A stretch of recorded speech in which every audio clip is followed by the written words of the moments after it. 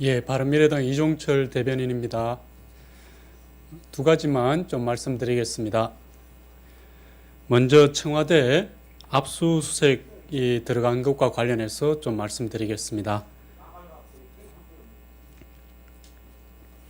제목은 신속하고 공정한 수사로 한 점 의혹 없이 밝히기 바란다입니다.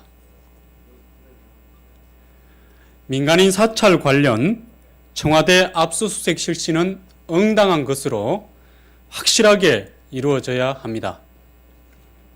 신속한 수사 의지라고 보며 한 점 의혹도 치우침도 없이 공정한 조사를 촉구합니다.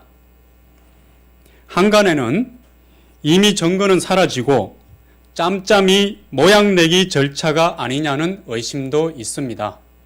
결코 요식 행위가 되어서는 안 될 것입니다. 압수수색 범위가 민정수석실 산하 반부패 비서관실과 특감반 사무실에만 국한됨으로써 자칫 조국 민정수석 밑으로 꼬리 자르기 수사를 할 것이라는 우려가 있는데 사실이 아니기를 바랍니다. 결코 성력 있는 수사가 되어서는 안 될 것입니다. 한편 법무부 장관의 부적절한 발언은 매우 잘못된 것으로 검찰이 이에 영향을 받아서는 안 된다는 점을 분명히 확인합니다. 정치 중립성을 벗어난 발언으로 검찰의 수사 가이드라인으로 인식될 소지가 큽니다. 법무부 장관은 국민 앞에 사과하고 일체 간섭하지 않겠다는 선언을 해야 마땅할 것입니다. 예, 한 가지만 더 말씀드리겠습니다. 김정호 의원이 사과를 했는데 민주당에서는 그것으로 넘어가려고 하고 있습니다. 김정호 의원이 국토교통위원회 소속이고 최소한 국토교통위원회에서 물러나야 되는 것 아니냐, 이는 국민들의 의견이 많이 있습니다. 그래서 관련해서 좀 말씀드리겠습니다. 민주당은 국민에 대한 갑질 정당이 되려는 것인가 입니다.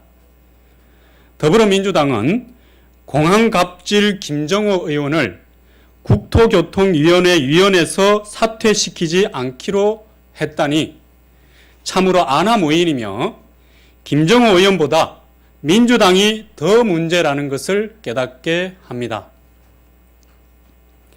김정호 의원이 사과를 하는데 5일이나 걸렸다는 것도 믿기지 않습니다. 반성은커녕 공항 직원 청년에게 잘못을 뒤집어 씌우면서 CCTV 공개는 거부를 하였습니다. 김해 신공항